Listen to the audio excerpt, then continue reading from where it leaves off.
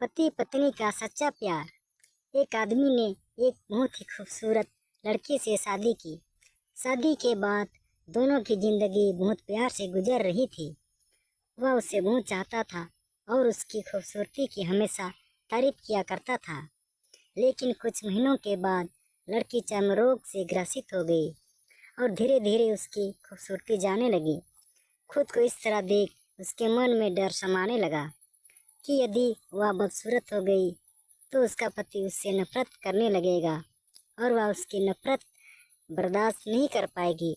इस बीच एक दिन पति को किसी काम से शहर से बाहर जाना पड़ा।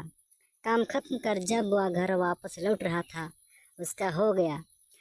उसने अपनी दोनों आंखें खो दी, लेकिन उसके बावजूद भी उन दोनों की जिंदगी सामान्य तरीके से आगे बढ़ती रही। समय गुजरता रहा और अपने चमरों के कारण लड़की ने अपनी खूबसूरती पूरी गंवा दी थी। वह बदसूरत हो गई थी, लेकिन उनके पति को इस बारे में कुछ भी पता नहीं था। इसलिए उसका उनके खुशहाल विवाहित जीवन पर कोई प्रभाव नहीं पड़ा। वह उससे उसी तरह प्यार करता रहा। एक दिन उस लड़की की मौत हो गई। पति अब अकेला हो गया था। वह बहुत दुखी था। वह उस शहर को छोड़कर जाना चाहता था। उसने अंतिम संस्कार की सारी क्रियाविधि पूर्ण की और शहर छोड़कर जाने लगा। तभी एक आदमी ने पीछे से उसे पुकारा और पास आकर कहा, अब तुम बिना सहारे के अकेले कैसे चल पाओगे? इतने साल तो तुम्हारी पत्नी तुम्हारी मदद किया करती थी। पति ने जवाब दिया, दोस्त, मैं अंधा नहीं हूँ।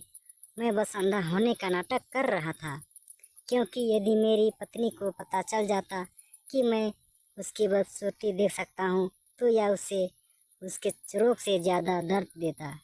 इसलिए मैंने इतने साल अंधे होने का दिखावा किया। वह बहुत अच्छी पत्नी थी। मैं बस उसे खुश रखना चाहता था।